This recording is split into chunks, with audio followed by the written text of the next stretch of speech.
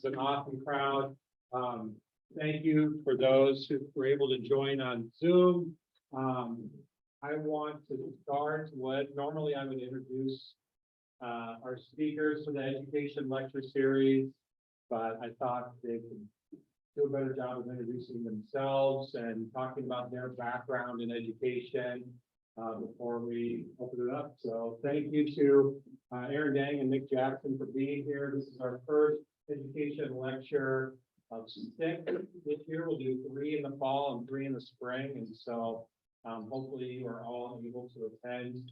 For those of you who came in late, there's an attendance sheet moving around. That's the only way we're going to keep track of this many people. So I will give Aaron and Nick the floor. Thank you, guys. Go ahead. My elders go first. Okay, Aaron. Nick Jackson. I am teaching classes here on campus. So at 260, movement, mindfulness, and arts education. 255, relations, and then at 275, which is DLC. A little quick background on me. So I'm an undergrad, graduated in 2008.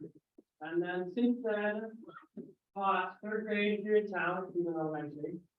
I went out to the East Coast and I taught 6th grade language arts in Philadelphia at a charter school there. And then I taught 4th grade for 4 or 5 years at a State College Friends School in State College, Pennsylvania. Friends School meaning it was a Quaker school. We learned a lot about Quakerism and how to dream up a school differently and do school differently. While I was on the East Coast, I went to grad school in New York City. So I went to Columbia Teachers College and I got my master's in educational leadership there. From there, moved out to Denver. And in Denver, I taught for a couple of years at GALS, the Girls Athletic Leadership School.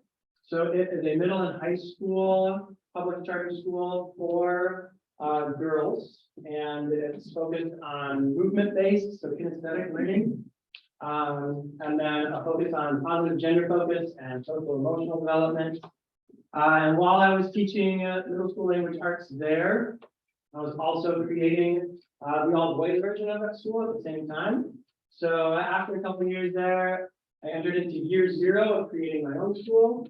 And so year 0, what that means is you spend a year writing a charter to create a school. Writing a charter is just a couple 100-page document explaining every aspect of the school that you want to get passed.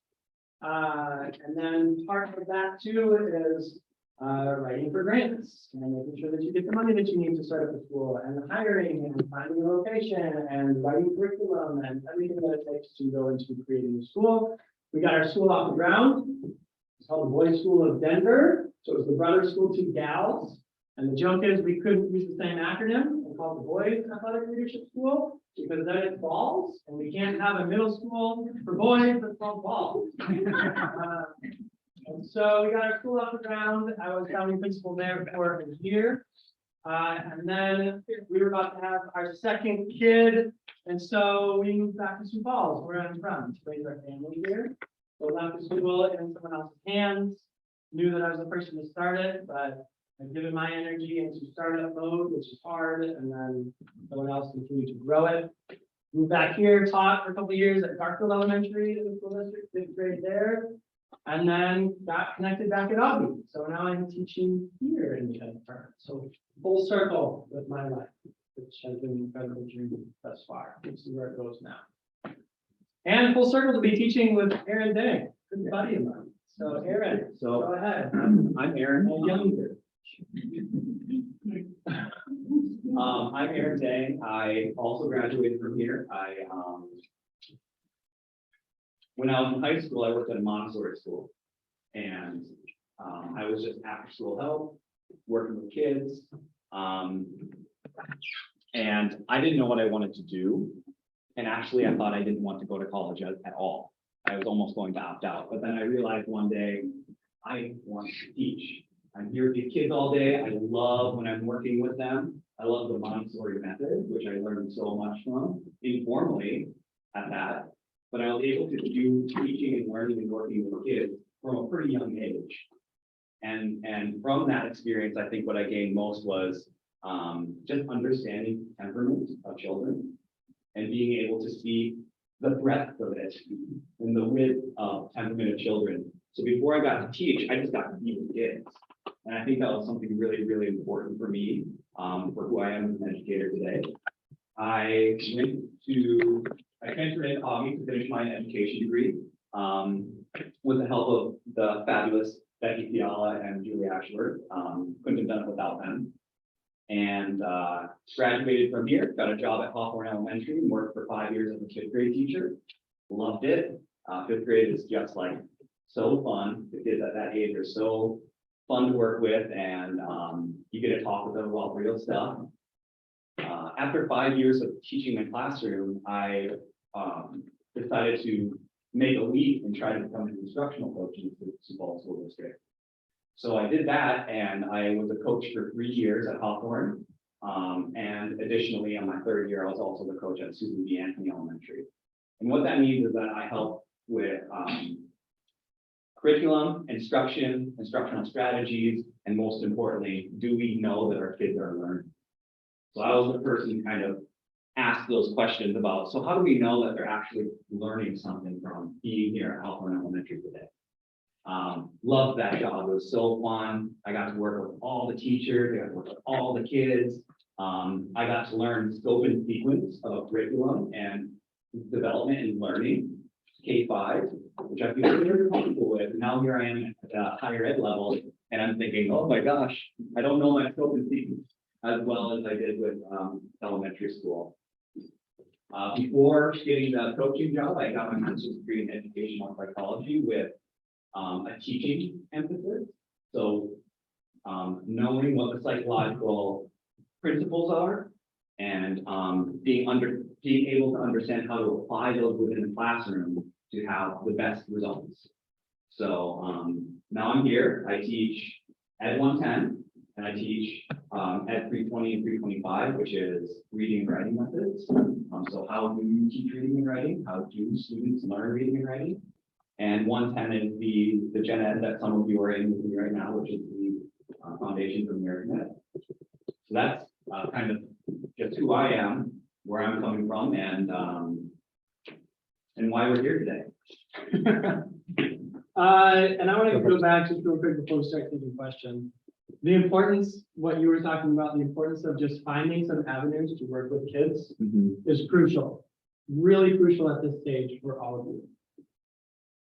The questions in your head around, well, what age is right for me? How do I know what grade I want to teach? How do I know what subject I want to teach? How do I know where I want to be? You don't until you just start trying different things and putting yourself in different situations. And it doesn't have to be in a really formal practicum experience. Find avenues to immerse yourself with kids in different ways. So Aaron talking about being at Montessori, right? I say it in my classes all the time. If I could design an ed program for higher ed, I would require that you spend at least one summer as a camp counselor, if not two. And we have a great one here in town, Leif Erikson. Go work at Leif Erikson for a summer. Go out, we're connected with lots of different places. Flathead Lutheran Bible Camp out in Montana, beautiful, by Glacier National Park. I spent the summer there. That helped me figure out where I want to be. A huge moment in my life was spending a summer part of the Breakthrough Collaborative. Breakthrough is a summer program for students who have high needs, but they have shown the potential that they really care about school and want to do well. And so they might come from some backgrounds that put some barriers in their way, but they really want to excel. And so Breakthrough Collaboratives are exposed students, and they have different places, different networks around the country and even outside of the country. And what they do is they hire teachers for the summer school, and it's summer school meets camp. It's so fun. And they hire teachers, and the only teachers they hire are college students. And so for me, I wasn't sure. Julie actually was the one who told me, hey, you should be a teacher. And I wasn't sure about becoming a teacher until I spoke with Julie, but also went and participated in Breakthrough. And I got to go down to Florida, where I spent my time with Breakthrough. And I got to have my first taste at teaching. And it was such a fun, incredible experience that got me on board. Yeah, this is what I want to do. And then actually that connection served me well later, because when I lived in Philadelphia, I served as an assistant director for the Breakthrough Collaborative Network there.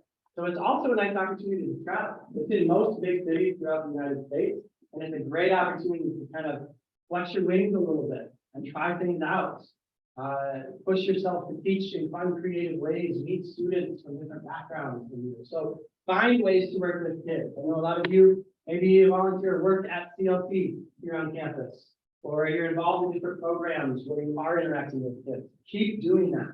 Work with kids and figure out where your passions lie. Absolutely. So we want the rest of this time to simply be open discussion. Questions that you have around teaching that we can speak really honestly about. We're really fresh out of teaching in the K-12 system. We're really fresh out of, we've had experiences as teachers, as instructional coaches, as principals. So we want to speak about that. Ask true vulnerable questions that you're really wondering. We've had a few questions that were already emailed to us. So we want to be respectful of those questions and answer those first, or maybe not answer, maybe create more questions, and that's okay. So we're gonna get into those, and quite honestly, many of them deal with classroom management, which is so crucial. If you cannot manage, you cannot teach. But management piece is everything. It is everything. And management is not punitive discipline. Discipline gets a bad rap. Discipline comes from the root word disciple, which means to follow. Do you say these things? Yeah. I've been like, oh my gosh, day 110 today. You'll get it year after year after year. Discipline's a positive thing, right? I walked in on your class today for 30 seconds, and you were talking about positive reinforcement versus negative, and how it has to be like at least like a 3-to-1 ratio, if not more. We're calling out the positive things that we do. So, the question is, how do you address and handle behavior management at the elementary age level? Do you have a 3-strike system, or strike 3 to call home? Did you have a card flipping chart, green, yellow, red? Did you just discuss inappropriate behavior when it happened? Aaron, you go first. Well, in elementary school, I remember what was used. It was the red, yellow, and green. And I was always the yellow or the red. So I never got to experience the mastery moment with a positive behavioral system. Not to say that elementary school was like it ruined my life. I didn't like school very honestly, and I didn't play the game well. I didn't do well. So management and thinking about this question always brings me back to what we were learning about the circle of courage within youth, within schools that matter. Because when we reframe the way that we think about discipline in a classroom, we reframe the way that we act. I think the biggest thing that I can say is that oftentimes this is from Julie, but we've had lots of conversations about management, that word management. In my head, I'm not really managing them. I'm there helping with facilitation, but I'm managing myself. Most importantly, I think for management of a classroom is the teacher having management of self, meaning they're very aware of their thoughts and feelings while they're teaching. So you don't react to students, instead you respond to them. Meaning that lesson plans are interesting, thoughtful, and there's lots of opportunity for kids to express themselves in different ways. Because we know that kids aren't standard. We know all kids are different.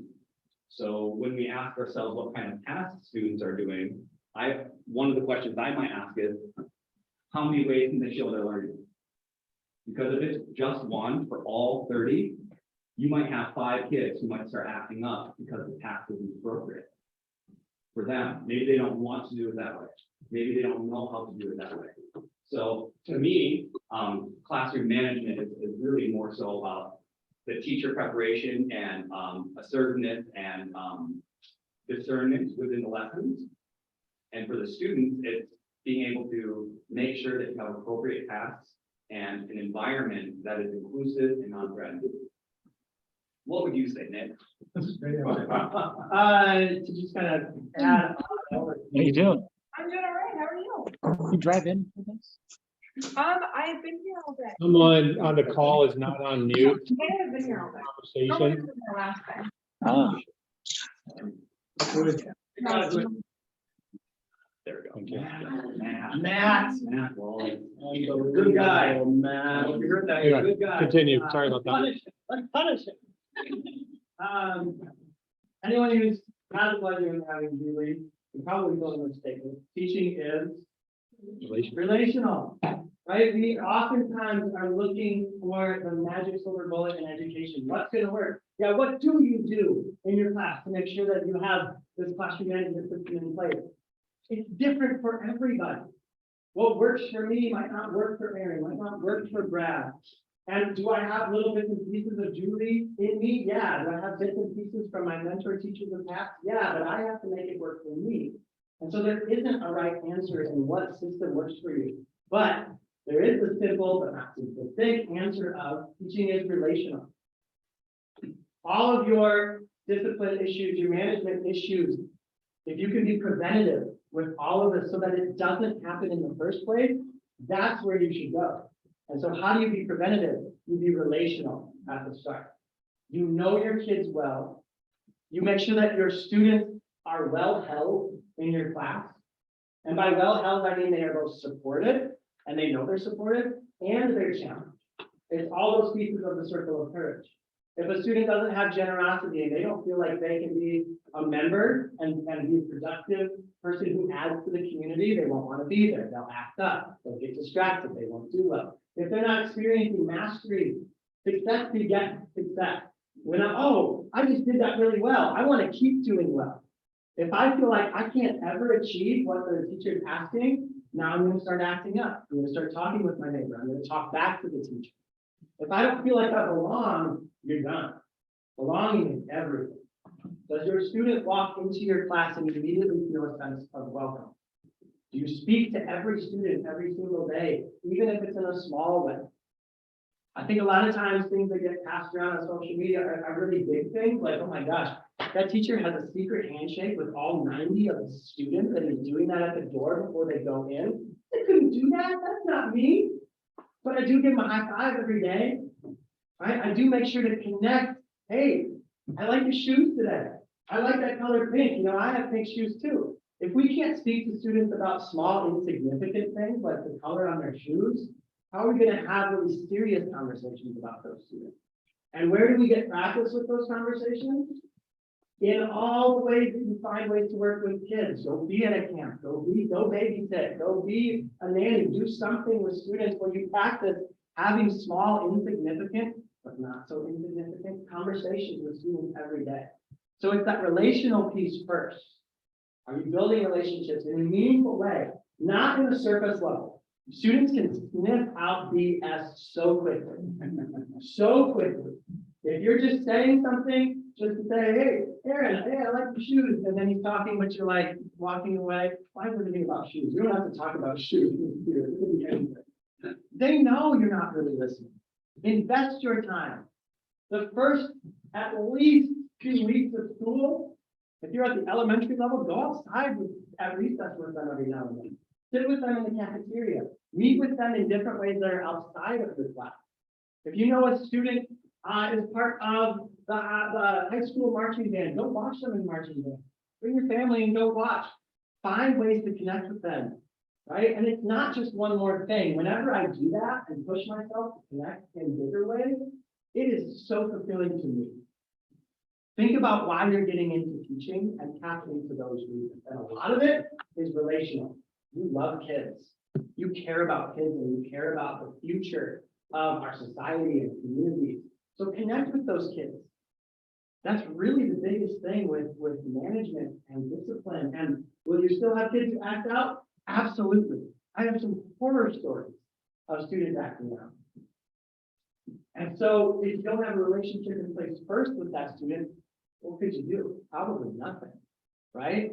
In terms of really palpable, tangible things, we can talk about that too. So for example, I'm really big on trying to push for intrinsic motivation.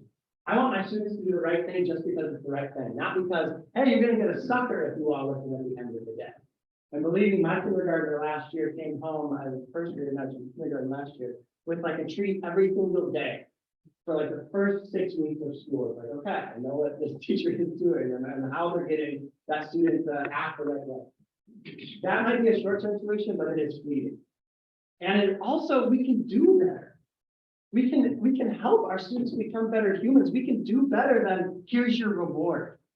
We talk about Lawrence Fulber's 6 levels of moral development in my class. We want to get to level 6. Not you're doing the right thing because you want a reward, or you're doing the right thing because you don't want to get in trouble, or even you're doing the right thing just because the rules say so. We want to do the right thing, level 6, because we have an internal moral compass of behavior that we want to follow, because we're trying to be a good human. So how do we get our kids there, our students there? It's hard. And you have to balance that intrinsic and sometimes extrinsic motivation. So for example, one really palpable thing I would do in my elementary classes is I had, and I got this from my mentor teacher, I had 2 bean jugs. And one was filled, they were filled with dried pinto beans, right? And using marbles, things like that. And still I have a tug of like, is it right? Is it not right? But let me talk it out a little bit. So one jar was empty at the start of the year and it had the word Ubuntu on it. We talk about Ubuntu, it's a Swahili word that means I am because we are. And it's all about strength and community, and we're better together, and we look out for each other, and we care for each other. So our classroom was based on Ubuntu, or based on the circle of courage. That's another thing with management discipline. Have something you all have common language around, and believe in, and build character around. And then the other bean starts, or the other jar starts completely full of pinto beans, and it says just beans on it, is what I put. One's just beans, and the other one's Ubuntu. And so we talk about these jars, and we talk, when great things happen, and I see Ubuntu in class. I see Sarah helping out Angela in class without my prompting. I see people holding the door for each other. I see people taking care of each other, showing different parts of the circle. Take a handful of that and I put it in that jar. And when I see not Ubuntu, and there's people who disagree on this, and I sometimes disagree with myself. Management's not perfect. I would move the beans out from Ubuntu into the other one. Never in an embarrassing way. Like, oh my gosh, I can't believe what Isabel just did. She just lost beans for our whole class. And I'm staring at her as I put beans in the other jar. Never in a punitive, embarrassing way. But always looking at it as a class collective is how I view it. And then they knew that when we finished and we built up the Ubuntu jar, we had a bean party. And they didn't know what the bean party was, and oftentimes I didn't know what the bean party was going to be either. But we figured it out along the way. And you know what? It took them months to fill it. So this was not an immediate extrinsic reward. It's something you worked toward, and we built community over.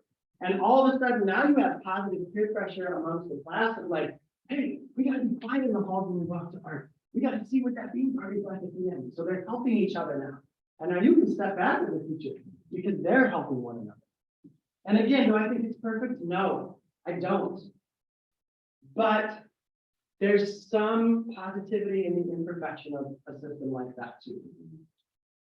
It's funny that he's saying that because I'm sitting here reflecting on what I did in my room.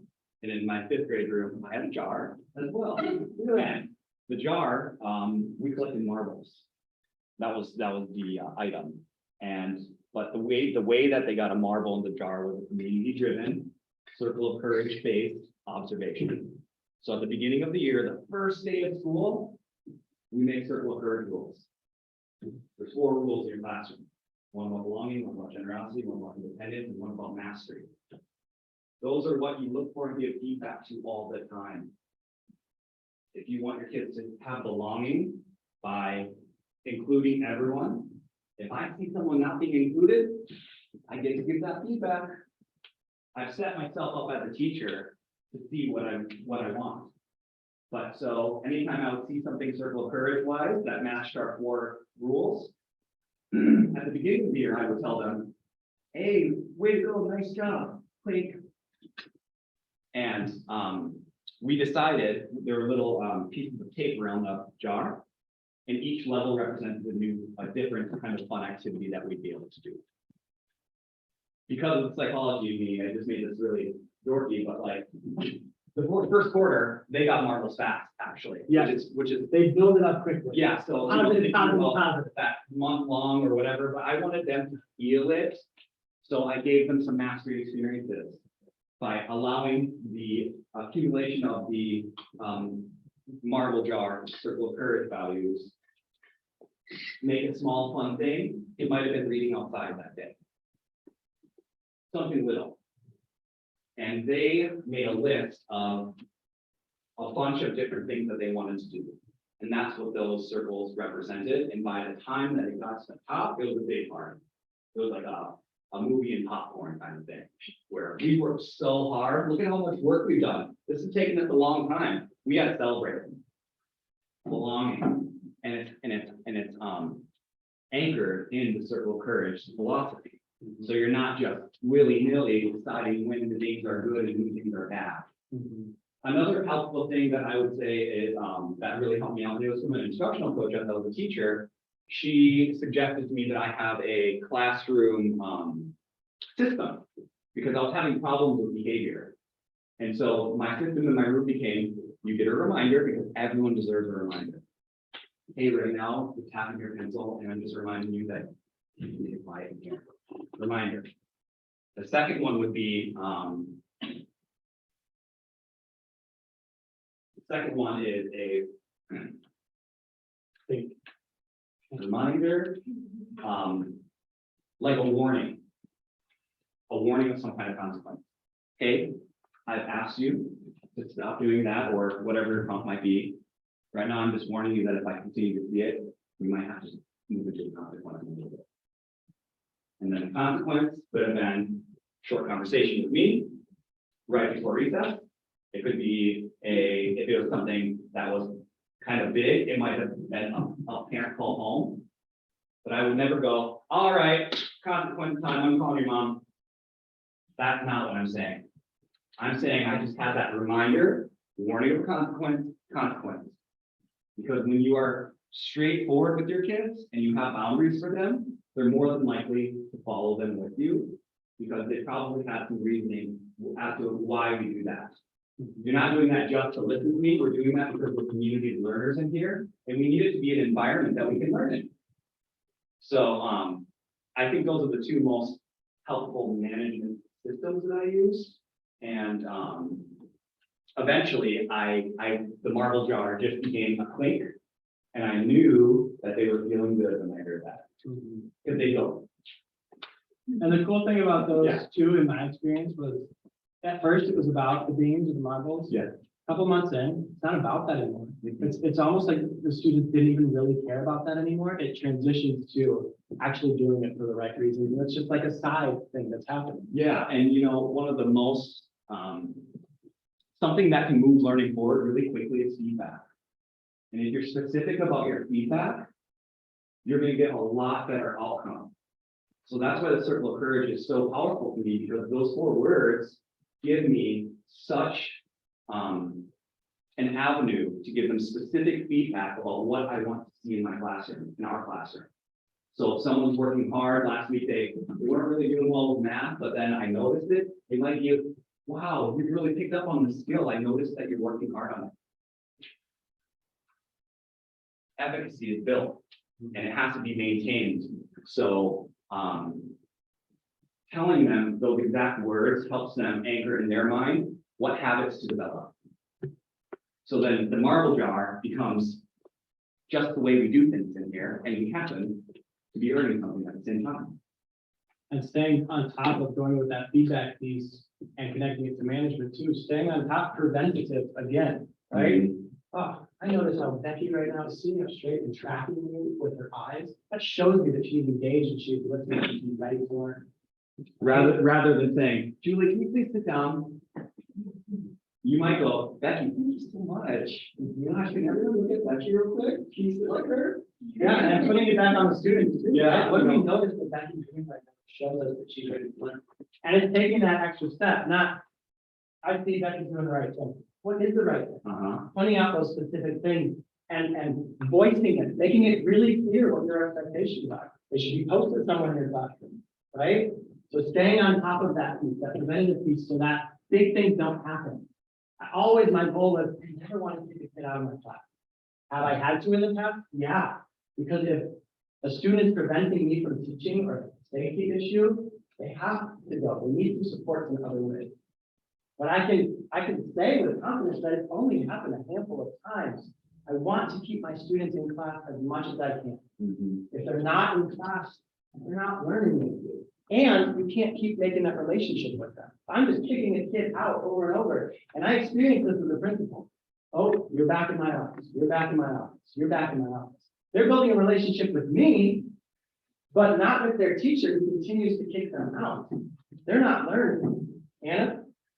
So the teacher that I'm like doing my practicum with, they have a system within the whole school that they have like brother and sister classrooms. Where if a student is like misbehaving and they've been told to go take a break, and they come back and they're still like acting up, they say, okay, go to our sister class, go to brother class. Would you say that's like the same thing as like kicking students out of class? Because they still are being removed from like their class, their teacher, their peers? Or do you think that's a better step? I think- Managing it from before. It depends on how it's used. If it's a brother or sister class, where it's Sorry, go ahead. She just doesn't make a big deal out of it. It's not like a big, huge, like, you are being so disrespectful, like, go. It's like, John, like, please go to the sister classroom, and something like that. how it's used, so I've seen it used like in upper elementary where the sister or brother classroom, whatever, is a kindergarten class, and if you're gonna act like a kindergartner, you're gonna go to our sister class in kindergarten, if that's where you belong. That was punitive. Now there's nothing positive about it. If it's you and that teacher, Aaron is my collaborative classroom, and we've discussed, when you receive a student from me, here are the actions I want you to go with. And my student has built a relationship with Aaron and knows that it's a safe place to enter with Aaron, and not like, hey, I got in trouble and I'm meeting you for the first time, right? If it's played out in a positive way, I think that can be a good thing, and I've seen that it's a good thing. Yeah. And if it's quick, right, and it's not, they spent 30 minutes now in Aaron's class, and they missed out, because quite honestly, when I've been a classroom like that, I forget sometimes about that student. I get so involved with the rest of my class, and like, oh my gosh, she's been here for an hour. You need to go back to your class. Get out of here, right? That happens. So it's a good middle step, but again, how can we keep them in? And you've seen, when you take 260 with me, we talk about having like that recentering station. And my students know, so we practice mindfulness daily. I know mindfulness is big with you. It's a place where it's not punitive, but if I see Shelby is just off kilter, I can go to Shelby and I can say, we built this up, I taught it, I modeled it, we practiced it. I've taken a recentering in my class and shown her that it's okay and not punitive. We built up that trust where she goes and she can fill out a mindfulness sheet or look at a glitter jar or a color or whatever. And when she's ready, she can return to class. Again, it can be used in a punitive way. Show me, you can go with it, otherwise you're out of it. Right? How do you phrase it? Your tone of voice, the relationship that you have with that student. I would say that with the recentering space too, I called it a peace table at my school or my classroom. And the term that I would use is, right now, it seems like you need to go find some peace. Please go find some peace when you're ready, come back. So at 5th grade level, I was able to give them some independence with that kind of thing of when you're ready, come back. I really like that because then they are doing the regulating, not you doing the managing. But once again, it takes time to be taught, and it becomes a space of refuge for you if you're just in a bad mental state, not only a place for the re-regulation of someone. Yeah. Would students often take the initiative to go recenter themselves or find their own peace without you having an initiative? Yes, we eventually get there. 100. I would feel like that helps remove some of like the punitive. Or Yeah, part of it. It's like, hey, this is your classroom, you're going to be successful. What in here can help? Yeah. So I'm doing a practicum right now, and at my school, like the team that I'm on is like four teachers. I go in there for part of the class and then for like their team meeting. And then during the team meeting, they like talk about students' like behavior issues. And then there's like 2 students in particular that by second or third period, they're out of the classroom, they're in the principal's office. Like almost every day, they're either in OSS, absence suspension, or in the principal's office. And then some of the teachers on the team are like, they'll share like, oh, she's in the principal's office today, she got sent out of the office, and then the teachers are like, relieved, they're like, oh my gosh, thank you, I don't have to deal with her today. How do you get away from that as like a group of teachers? Well, as a coach and principal, I think we both experienced something like that. On the wrong end of it. Yeah. Seeing that message. Yes. Right. I'm trying to help. It's really a reframing of mindset. Because my question first about that whole situation is, has anyone asked this scratch child why they wouldn't kick out of class. Not why, but the reasons behind it. They're obviously avoiding something. So I think the reframing with the teacher's mindsets are, well, what strengths do you think that child does have that they can bring into your classroom? You know? It's a lot back to your stance. You're talking about your stance as an educator. Yeah. And so we have to have this view of students do well if they can, not students do well if they want to. What student doesn't want to do well? What human doesn't want to do well? We want to succeed, we want to pass, we want to make friends, we want to be included. Do you truly have that mindset though? Is that part of your stance where it's like, yes, I do believe that all students can do well, or all students do well if they can? Because if that's your mindset, great. Because now if the student isn't doing well, it's not that they don't want to. You gotta get past that. All students want to do well. Want to get kicked out of class, have their parents called, missing out on these things. If we have the mindset of students do well if they can, now if the student isn't doing well, we rephrase our thinking to what's getting in their way. Yes. And we go then to the strengths-based approach of what are they doing well? How do we get to that mastery? Yeah. How can we tap into it? And don't get me wrong, there are some kids in your class that are gonna be hard. Really difficult, clash with you philosophically, with you, with content, anything. And there are gonna be kids that are hard to work with. And so that teacher expressing that is probably more so an expression of, it's been really hard on me and I have no idea what to do. To me, I'm an optimistic thinker. To me, that's this person saying that that's what they know, right? And yeah, we've been talking about management for 39 minutes. Yeah. From the first question, the last thing that I kind of want to add into this right now is in Sioux Falls, there's a program called well-managed schools, and it's a set of social skills that kids learn. And at first I was leery of it, but at Hawthorne, I found the need to have explicit social skills teaching, where it's like we teach how to have a conversation. You look at the person, you let the person speak, you listen to them, you respond. It's really broken down, but one of the strategies in the Boys Town well-managed program is something called seat check. So one of the questions was, if something's going on in your room and it's kind of a big deal, how do you handle that? Well, seat check is a planned teaching experience where you have a folder or a book or something, and you practice with them. You say seat check, and they get their book out or their papers out or their coloring, whatever it might be. But that affords you the time to go talk with that student. So I might just say, hold on a second, we're gonna get back to this math lesson, seat check. And then I would go over to the student that I need to talk with, have a conversation, and if it's something that I couldn't handle right then and there in the classroom, then the next step at Hawthorne was calling for support. And then a person would come in and try to keep them in the classroom, like Nick said, sit next to them, try to help re-regulate them. If that's not working, then our next step was they leave the classroom to re-regulate and come up with some kind of statement of apology or reflection of what happened in the classroom.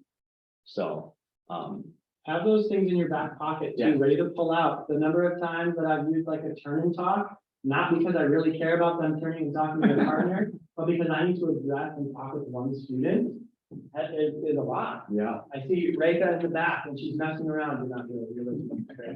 But, and I'm maybe speaking, direct teaching or something, but I see that and I want to nip it before it gets bigger. Yeah. Right? I might say, okay, we're talking about adding decimals. Maybe you're trying to talk to your neighbor right now about what you're really struggling with. And now everybody's talking and they're distracted and I'm coming back, and no one's really looking at me anymore. And I'm coming down here and I'm getting here with Reka and I'm getting on her level and I'm speaking and I'm making sure that we're quelling this before it becomes a big deal. And the only reason I know to do that is if I have a relationship with her first, right? And I know it's kind of like you can start to see your student tells. You know, if you have a connection with each of them, you know when it's going to start to push them over the edge in a negative way. And so when I start to see those tells, whether it's maybe one student starts to really blurt out, or maybe one student starts to get really fidgety or something, I know stuff that I'm teaching. You really, I think back in your head, it's a real thing. You are aware of so many things at once. And I am teaching, and at the same time, I'm like, how am I gonna stop this with breaking before it gets bigger?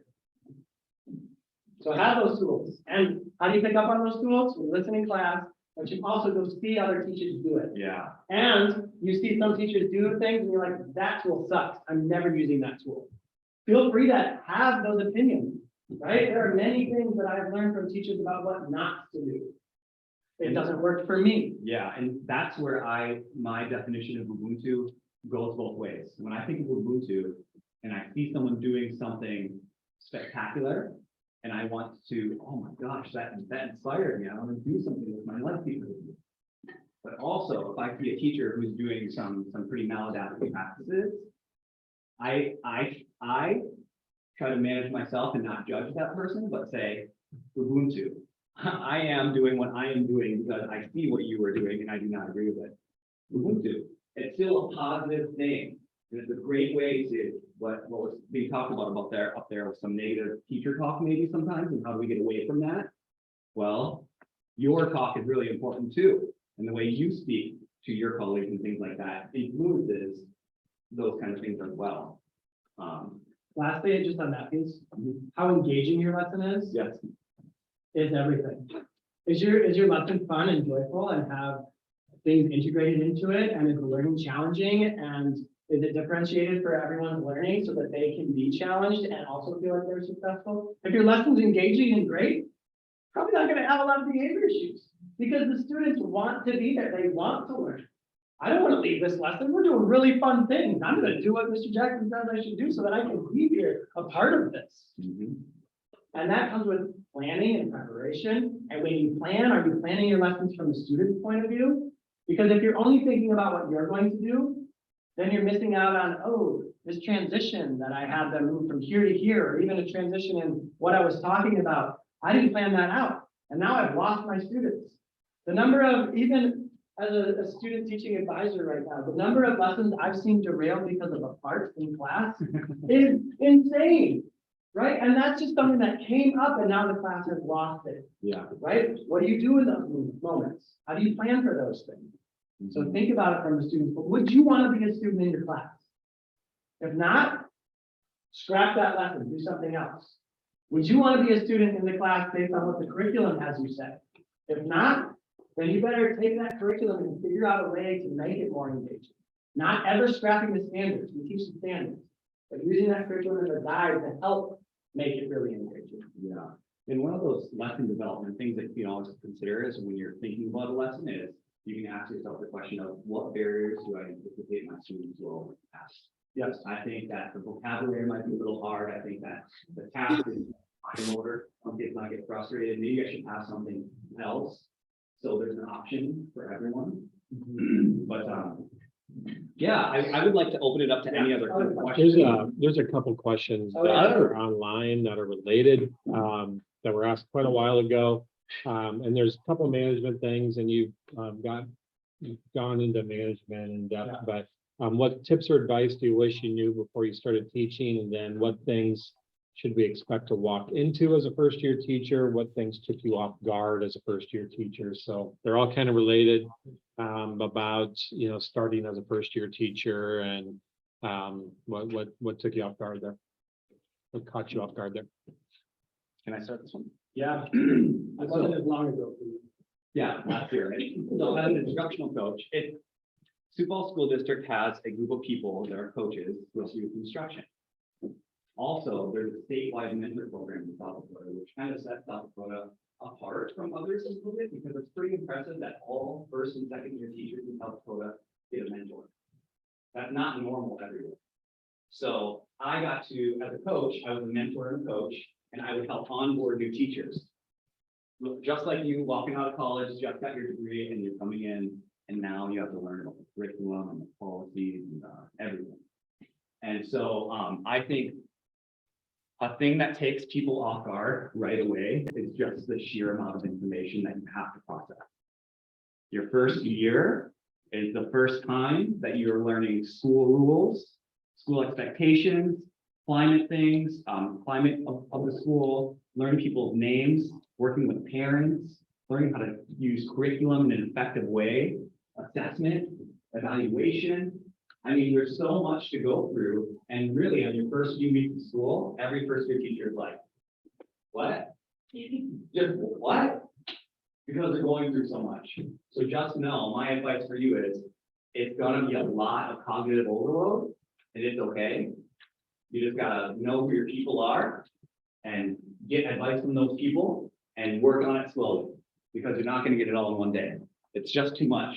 And when you have a meeting, I think that's a mixed message. When you have a meeting, that's all that stuff in one day, you kind of pressure yourself to want to know that by the end of the day.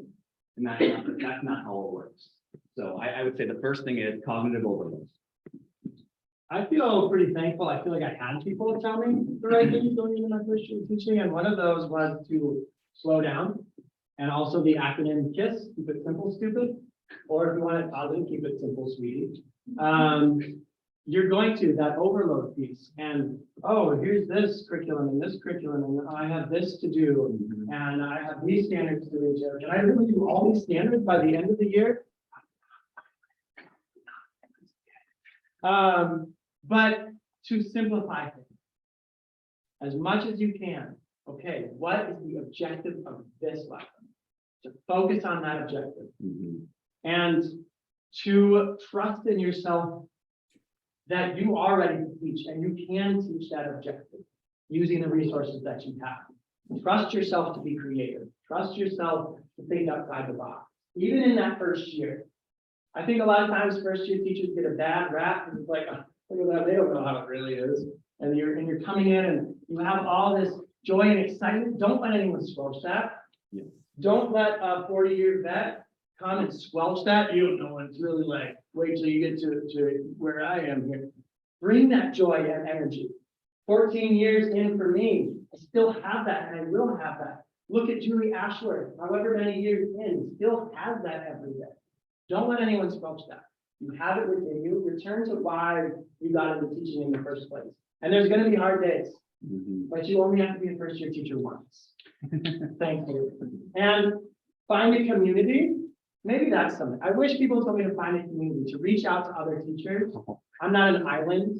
To find other people to connect with, to commiserate with sometimes, to cry with if I need to. There's a great podcast called Crying in My Car that if you want to go listen to, it's written by teachers having experience crying in their car. Will you have to cry in your car sometimes? Yeah, but it will make you better. Will you cry in your car happy tears too? Absolutely. Absolutely. So trust yourself going into that first year. Reach out. I always say beg, borrow, and steal. Beg people for resources, borrow them, steal them. Any ideas you see any of your professors using, just straight up steal them.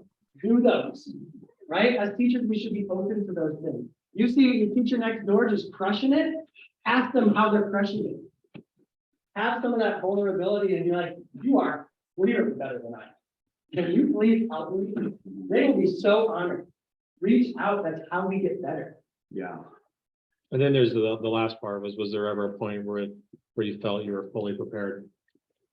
I mean, you're as prepared as you compared to your own standard, right? Like every day I felt most comfortable with the instruction and teaching. But with all the other things on top of it, that's where it feels kind of heavy, you feel less prepared because you're doing other things. I felt like I was most prepared when I was in front of kids and I was doing the work with them. Whether my lesson was totally developed that day or not. If you weren't planned, if you didn't do your lesson plan and you didn't have stuff planned, you got to fake it and you got to do the right thing. So just being fully present with them and making sure that they're getting something out of that. And so even when I wasn't prepared, I felt fine. I felt comfortable because I knew that me being there for those kids was important. And spend the beginning of the year going back to the relationship piece. Go slow to go fast. Even if other teachers day 2 are diving in with the curriculum first day, go slow, build some relationships, play. No matter the age, right? As college students, don't you want to play in your classes? We all want to play. You still want to play, Julie? Play every day. Build that community. Go slow to go fast. Read the book the first 6 weeks of school. It's been a standard for years for a reason, right? And if you do that, even if your teaching team or whatever is way in the curriculum, a couple weeks in, and you're like, oh my gosh, you're still kind of playing and building and doing cooperative games and speaking about expectations in class, I guarantee you by February or March, you will be well beyond where they are because you have focused on building a foundation. And what are you going to build the foundation on? If you're like, I don't know. Well, you have something palpable right now. You have the circle of courage. You could start there. We've both used the circle of courage, I think, every year we've talked, no matter where we've been. I don't know. I don't know how I would teach without it. Yeah. Honestly, I really don't know how I would have wrapped my head around all of it. Without that, and that's why it's called a philosophical framework, the framework for us to use to be supported. So just know that you already know lots of great things. You do. And know that it'll be different depending on where you go. Yeah. Your first year in Sioux Falls might look like that. No one ever gave me curriculum until my 12th year of teaching. I had to create from scratch, no matter where I went. And I loved it. It was really hard at first, but I loved it. And I started to create my own things. And then it was actually kind of scary when I moved back to Sioux Falls and they're like, here's your curriculum. I'm like, oh. Not one is evil, not one is good. Find the balance in creation, find the balance in the roadmap of the curriculum. But no, it's different, right? When I taught at the college prep school, the resources I had were delving through the cupboards of the teacher who had the space before me, being like, oh, you use this book, maybe I could use this. Go out, buy some things. Ask again, beg, borrow, steal. You should be going to libraries right now and finding the free books that you can take from those libraries. Go to garage sales. Find a teacher who is retired and inherit their classroom library. That's one of the best things you can do is build up your classroom library. Yes. What else? I think we should just use the next few minutes for like a rapid fire kind of questioning thing. Just no question. No, not that. You had a question for a while. This is just a general one. How does your teaching licensure work with like a bunch of different states? Because I'm from Chicago but I'm obviously reading like my teaching here. So how does that carry over to like Illinois? That's gonna be a really good question and lots of different answers that you always go to Becky about. Okay. Becky will answer all those questions, but know that it changes. So I hopped around South Dakota, Pennsylvania, Colorado. It even changes what kind of school you're teaching. Okay. I taught in charter schools, which didn't require certain licensure Okay. that traditional public schools did. So it's different school to school. So what do you do, like, if you're in the classroom and you're just like, this is not working, like, I mean, like, I guess like communicate to the students and like. It's like something happens right when you're this is not working. You have to be composed and you have to be honest. Oh my gosh, I planned this so differently today, boys and girls. What we're gonna have to do is put this away and we're gonna restart. Right? Yeah. I mean, why would you go through like, and like, you're struggling, you're like, yeah, just trying, no, don't do that. I mean, if you want to, but I would highly suggest, stay composed, think about what it is that you're thinking, be honest with the students so they know you make mistakes as well, and then you move forward. Use it as a teachable moment too. Bring up an analogy. Be like, okay, if I'm driving and one of my tires blows, I got two choices. I can keep driving or I can stop and fix the issue. If we keep driving, more tires are going to blow. I'm going to blow out the transmission. We can't just forge ahead, stop and fix it. Sometimes reverse, go back. I was speaking with a first year teacher now who I mentored last year, and she just texted me and said, we are a month in, whatever it is, over a month in, and we're going back and we're kind of starting day one again. We're readdressing the expectations, what I want the class to look like, what we want the class to look like. And I commend her for that. Not everyone has the courage to be like, wow, we got to go back. We have to restart these things. My students aren't grasping this. And I think the last thing I would say about that is sometimes you wing it and your intuition carries you to the right spot.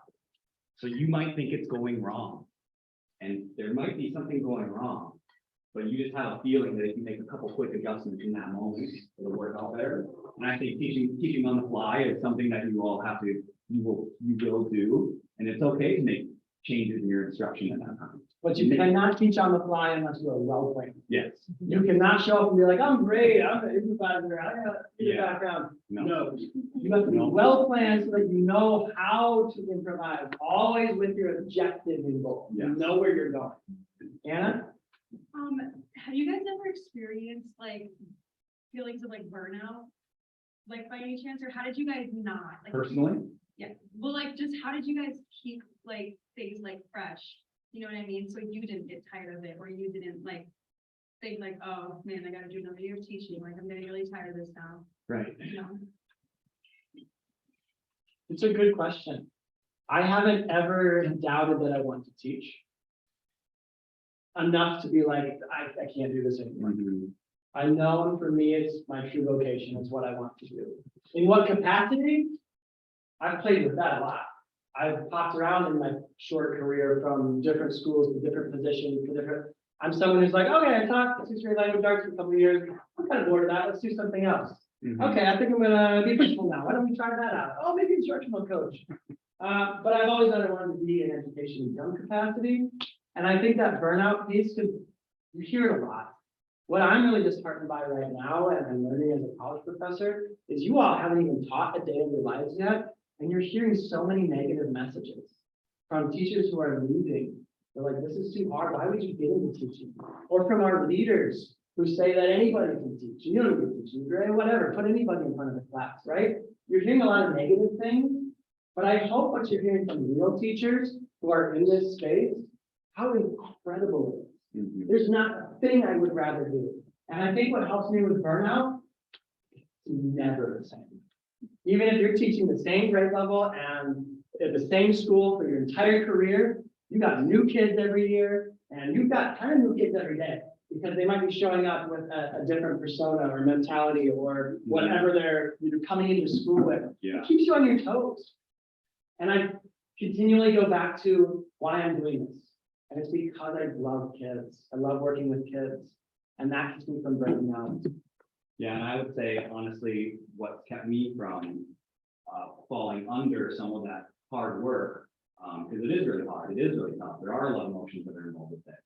But having curiosity, being curious, being a lifelong learner yourself is going to really save you. Because if you believe in that and that is part of your passion in education, it shines. And the other thing I would think is to just make sure that you're taking care of yourself. Yes. Nick and I are always talking about mindfulness. Yes.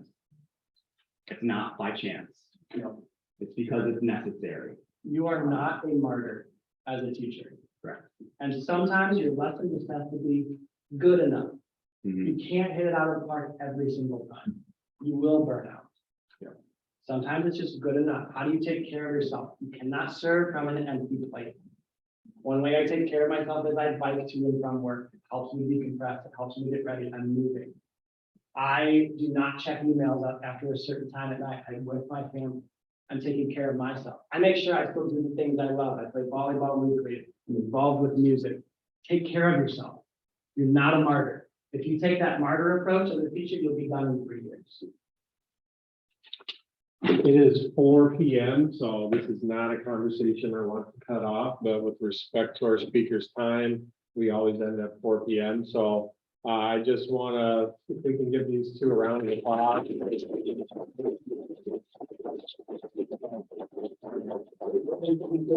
Thanks for doing this. I know you guys found it valuable too, and these are discussions we will continue to have. So thank you for coming. Yeah. And if you have any questions, feel free to reach out to either one of us or anyone, right? So thank you very much.